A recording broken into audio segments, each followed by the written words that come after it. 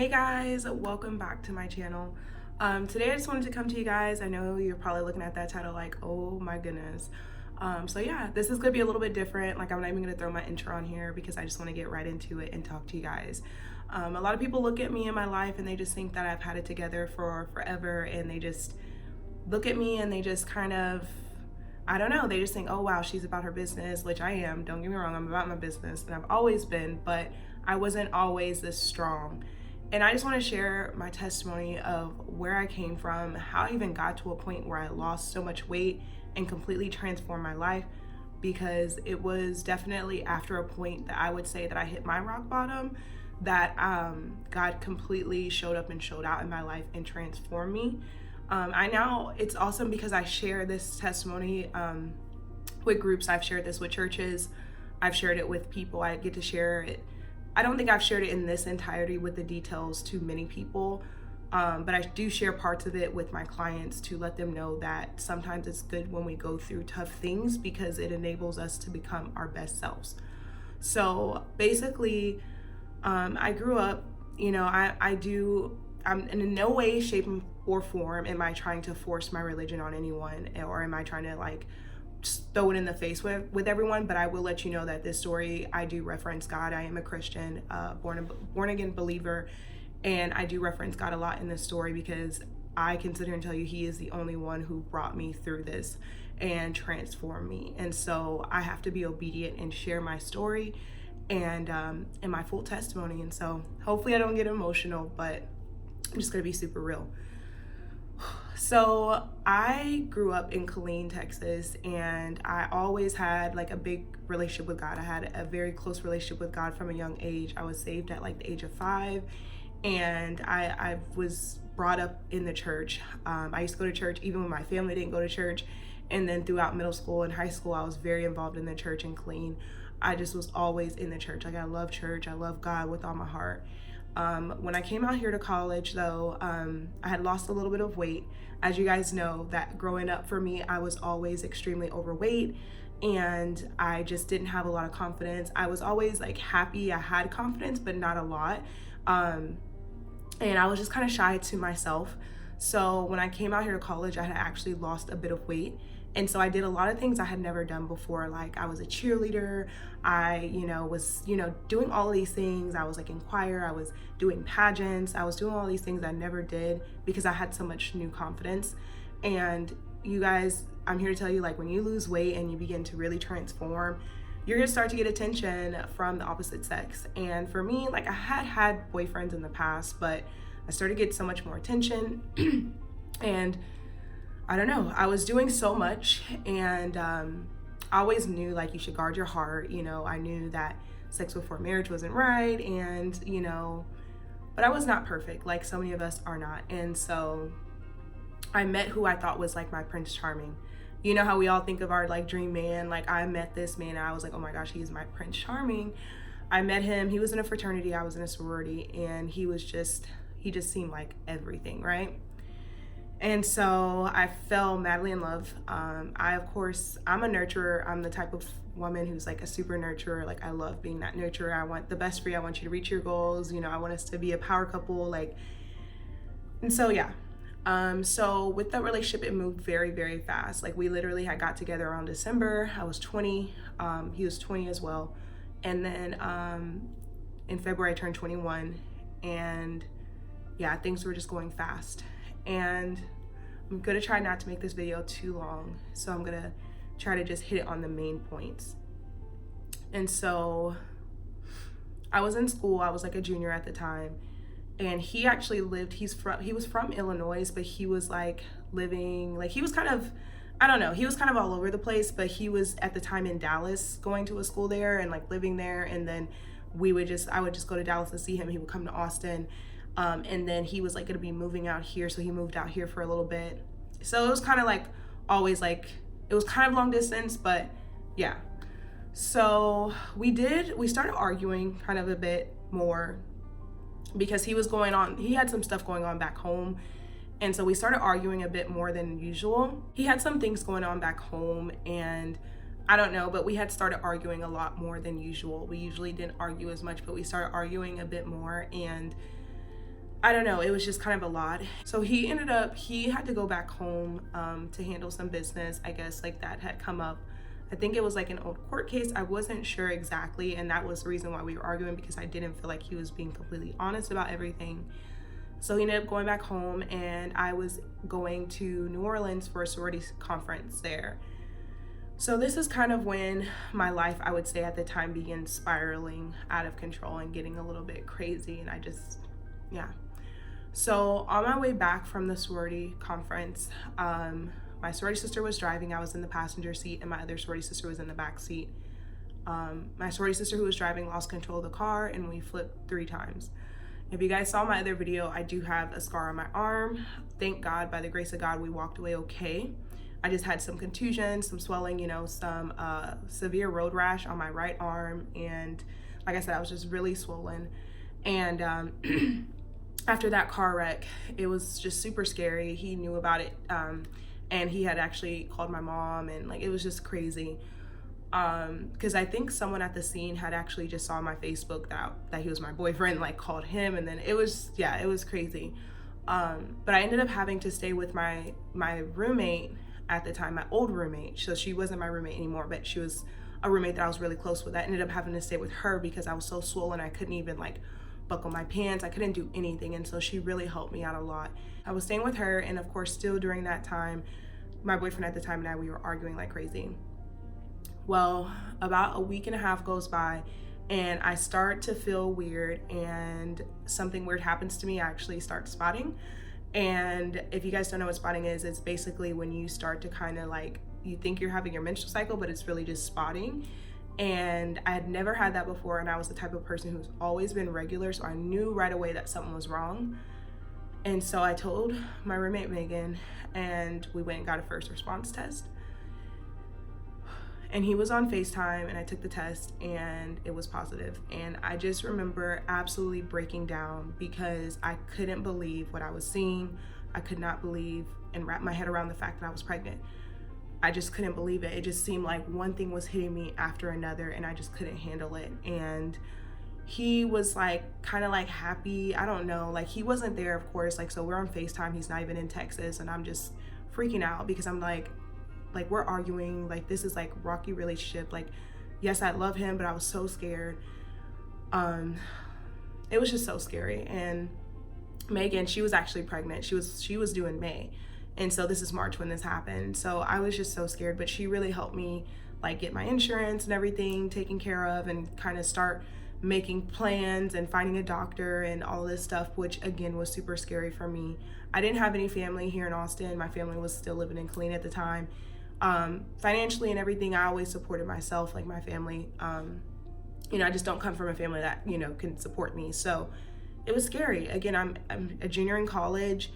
I'm 21 years old. Like, I just couldn't believe it. And so I was so scared. My boyfriend at the time, we would argue, but he finally came back to Austin, and we were trying to make things work. Like, we were looking for an apartment because the place I was staying at, like literally, I was just staying there for a friend who, like, her lease, she had ended up leaving. So I was just staying there for a few months. So we were looking for an apartment together. He just did not have his stuff together when he came back down. He didn't have what he needed to apply for jobs. It was just very, very stressful. I was so emotional. Of course, I was already emotional. And then of course now I'm pregnant. So I have all these emotions running through me. I would cry like so much. Like I was emotional. But then there was a day, and of course throughout that time, like I had a job. And I had actually just got the job, and it was a really good job because it was a work from home job. So, but since I was moving, I was working in an office, since I was, you know, getting ready to move. And so he was looking for a job, and that was one of the things that we were kind of like butting heads about, because it was like he wasn't taking it seriously. And one day I came home, and he basically told me that he was going to be going back to Illinois to work, and he was just going to send money for the baby, and he was going to, you know, move back down here, or, you know, whatever it was. I don't even remember what he said. I just remember I knew it was like, when it went in my ear, I knew it was like BS. And guys, when I tell you, this part is definitely hard for me to talk about, because I don't even recognize the woman that I was at this time. Like, I don't even recognize her. And I promised myself I would never ever let a man ever get me that low again. He proceeded to tell me that, and I just remember bawling my eyes out. I remember like being on my knees begging him, like, please don't leave, like, please don't go. Like, I was, and the person I am today, it's so hard to even think that I would ever even do something like that, because I love myself now so much. I would never let a man treat me like that, and I would never ever do that. And I know there's women out there that struggle with this, but me being in that situation and just feeling so helpless and hopeless, I did, guys. Like, I was on my knees, like, begging him, like, please don't go, because I knew once he left, I knew I was never gonna see him again. I knew that I was gonna be a single mother, and it's something I never wanted for myself, because I saw my mom be a single mother and I didn't want to go through it. I didn't want it. And it was just a night of yelling and tears and crying. And I remember, like, he was packing up his suitcase and I was like unpacking it. Like, it is so hard to even like talk about. That's how like low of a point in my life I was at. And he ended up leaving after a night of drama. I mean, I really thought the police were gonna come. Like, it was just crazy. It was crazy. He ended up leaving. He like ended up getting like a Greyhound ticket, and he left it. I never see him. I never saw him again until way later. Liam was like 2, but he didn't even do what he said he was gonna do. He ended up like, it's really not even important, but he ended up like going to another college like in Kentucky and like basically like living this whole new life. And it's not even like, I don't even want to like make a highlight about it in this video, because this video is not about him at all. But it was just about the cowardly thing that he did. But I'm so glad that it happened to me. So after that happened, sorry, I know the sun is like going down, guys, so hopefully it doesn't get too dark, or else I'll turn on the light. So after he left, you know, it was a period where I knew I had to like do what I had to do what I had to do for my baby, and I didn't know what I was gonna do. I kept going back and forth whether I was gonna keep my baby or not. Turn on the light because it got dark outside on me. So I went back and forth, guys. I didn't know what I was gonna do. I was so scared.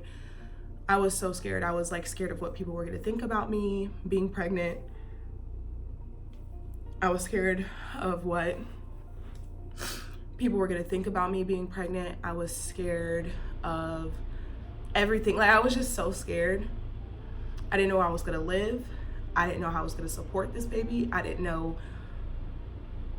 I was so confused. And I went back and forth about keeping him and not keeping him. And when I tell you, it's so hard to hear me say that, because I cannot imagine my life without my baby. Sorry guys, my storage like ran low. I had to clear out some space. But anyway, guys, so like I said, it's definitely hard for me to like say that I actually did have an appointment to, you know, not keep my baby. And it was the reality. I was going back and forth. I just felt like it was like an emotional roller coaster that I was on. I just didn't know what to do.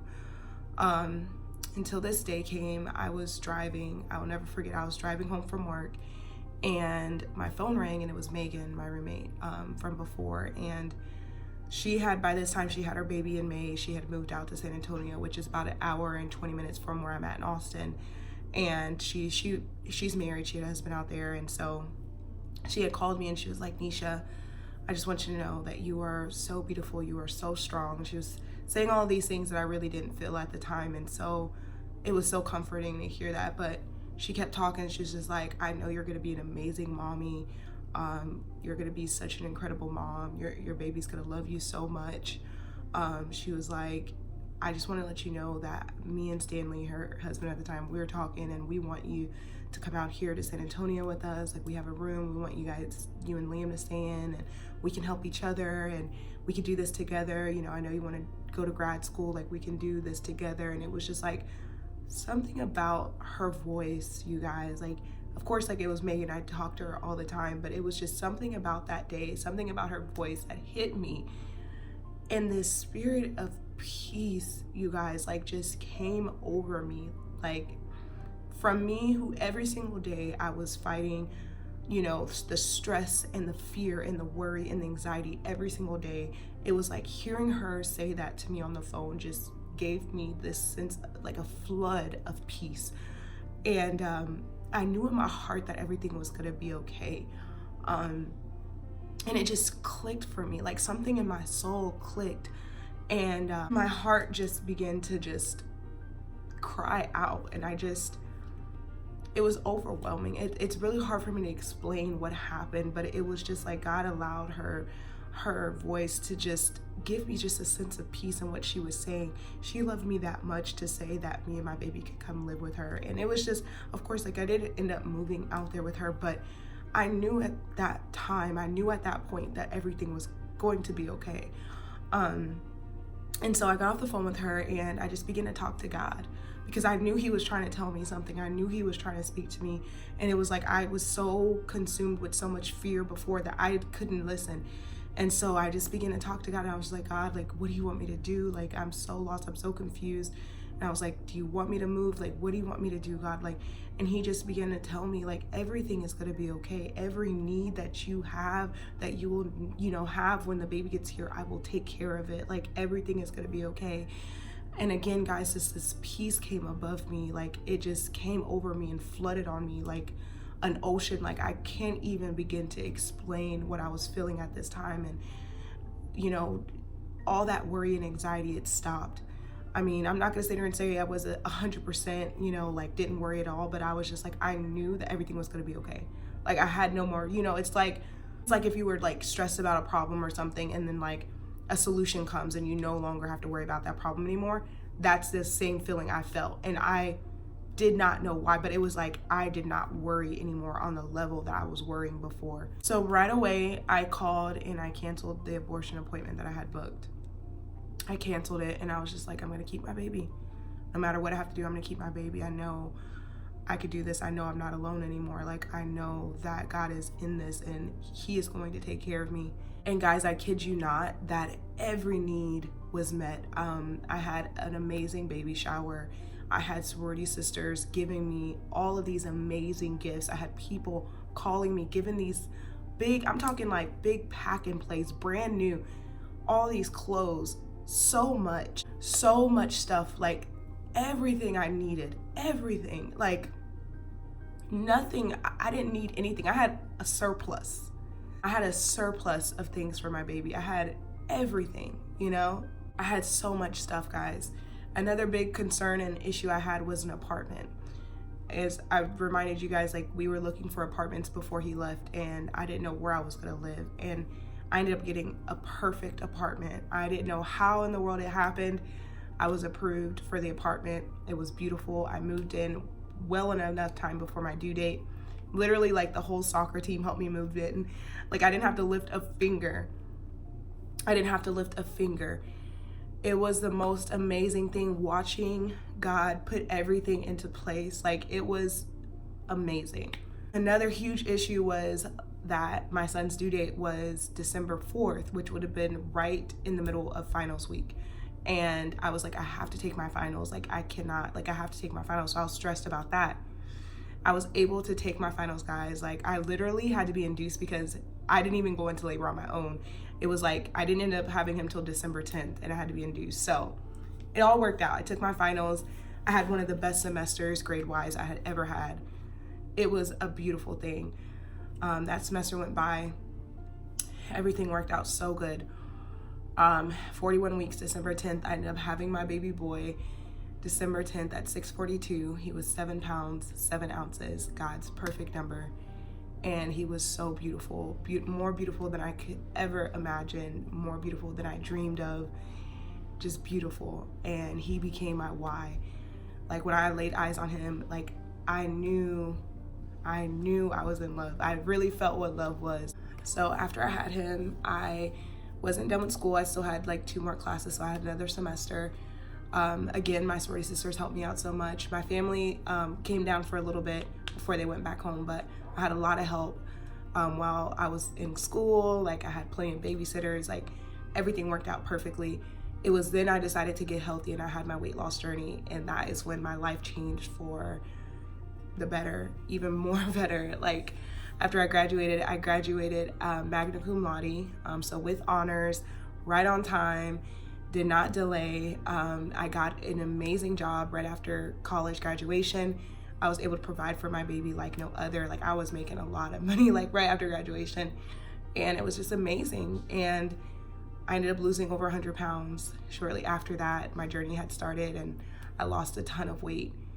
And it was just all she wrote, guys. Like it was like God used that situation to really, really transform my life and renew my faith. And like I just want to let you guys know, like it was so important. I was scared to put this video out because I'm a pretty personal, private person.